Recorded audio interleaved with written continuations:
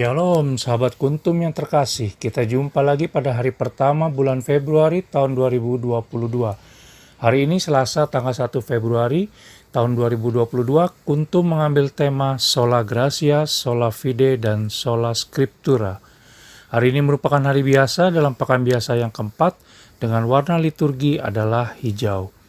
Struktur bacaan kita pada hari ini diambil dari kitab 2 Samuel 18 ayat 9 sampai dengan 10, 14b, 24 sampai dengan 25a, 30, dan kitab 2 Samuel 19 ayat 3.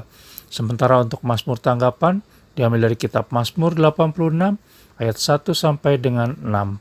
Bait pengantar Injil diambil dari Injil Matius 8 ayat 17, sementara Injil sendiri hari ini diambil dari Injil Markus 5 ayat 21 sampai dengan 43.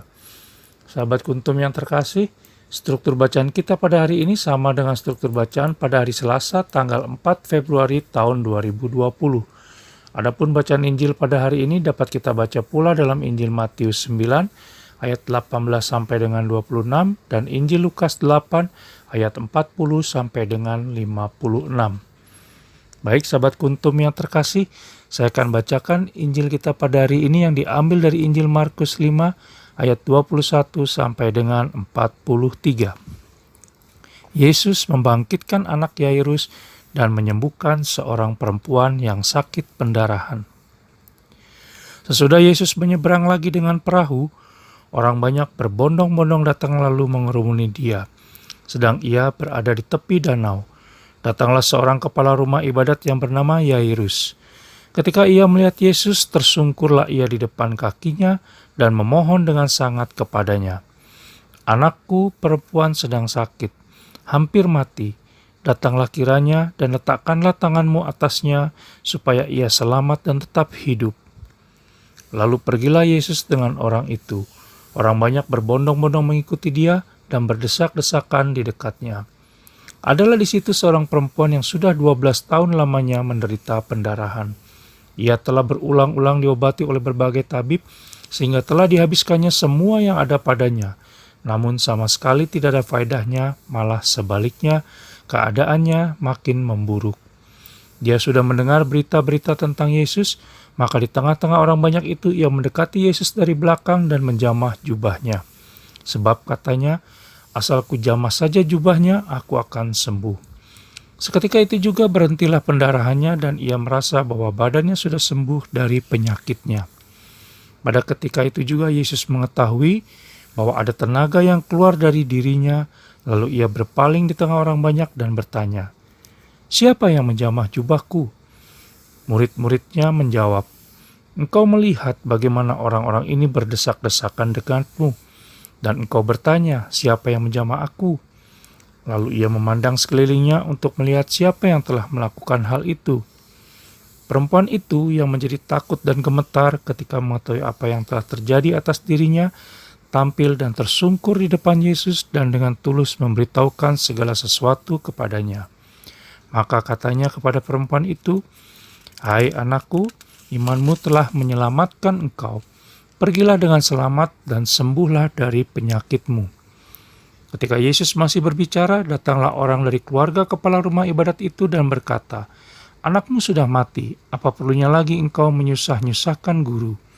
Tetapi Yesus tidak menghiraukan perkataan mereka dan berkata kepada kepala rumah ibadat, "Jangan takut, percaya saja." Lalu Yesus tidak memperbolehkan seorang pun ikut serta kecuali Petrus, Yakobus, dan Yohanes, saudara Yakobus. Mereka tiba di rumah kepala rumah ibadat dan di sana dilihatnya orang-orang ribut, menangis dan meratap dengan suara nyaring. Sesudah ia masuk, ia berkata kepada orang-orang itu, "Mengapa kamu ribut dan menangis? Anak ini tidak mati, tetapi tidur." Tetapi mereka menertawakan dia. Maka diusirnya semua orang itu, lalu dibawanya ayah dan ibu anak itu, dan mereka yang bersama-sama dengan dia masuk ke kamar anak itu.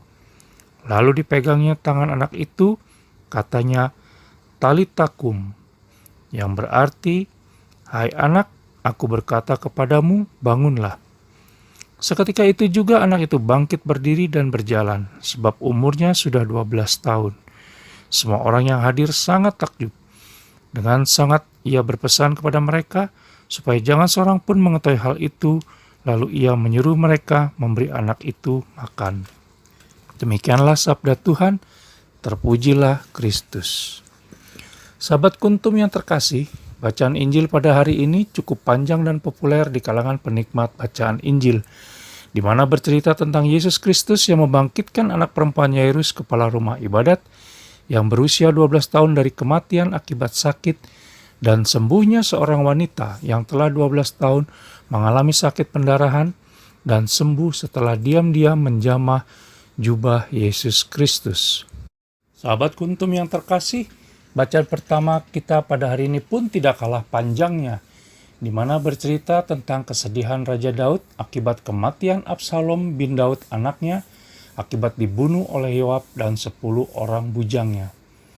Kembali kepada bacaan Injil kita pada hari ini, segala kebangkitan dan kesembuhan yang diperoleh menunjukkan bahwa mukjizat hanya akan terjadi bagi orang yang sungguh-sungguh beriman kepadanya.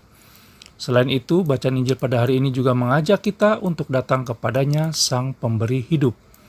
Kita datang untuk mempercayakan diri kita kepadanya dengan segala kerendahan hati kita dan percaya bahwa kasih-Nya sungguh besar dan berlimpah-limpah kepada kita. Maka hal pertama yang mau diajarkan bagi kita adalah bahwa segala sesuatu mungkin bagi Allah Tritunggal Maha Kudus.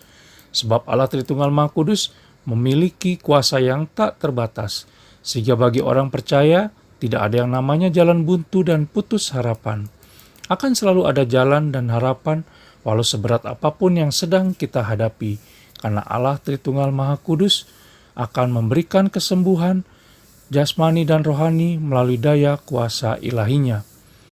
Sahabat Kuntum yang terkasih, hanya karena anugerahnya, sola gracia, maka kita bisa pulih, sembuh, dan hidup, sebagaimana peristiwa anak Yairus dan wanita yang sakit pendarahan dalam bacaan Injil pada hari ini. Kita juga bisa melihat pada kitab Efesus 2 ayat 8 sampai dengan 9. Selain hal itu, hanya karena imanlah, sola fide, sumber kekuatan dan keselamatan kita untuk menjalani kehidupan. Kita juga bisa melihat pada kitab Roma 1 ayat 17. Dan sahabat Kuntum yang terkasih, hanya karena sabda dan firman-Nya sola scriptura, maka kita diteguhkan, dikuatkan, dan diberikan petunjuk kehidupan, supaya kita memperoleh keselamatan dari Allah Tritunggal Maha Kudus. Kita bisa melihat pada kitab Roma 1 ayat 16. Terima kasih, selamat pagi dan salam.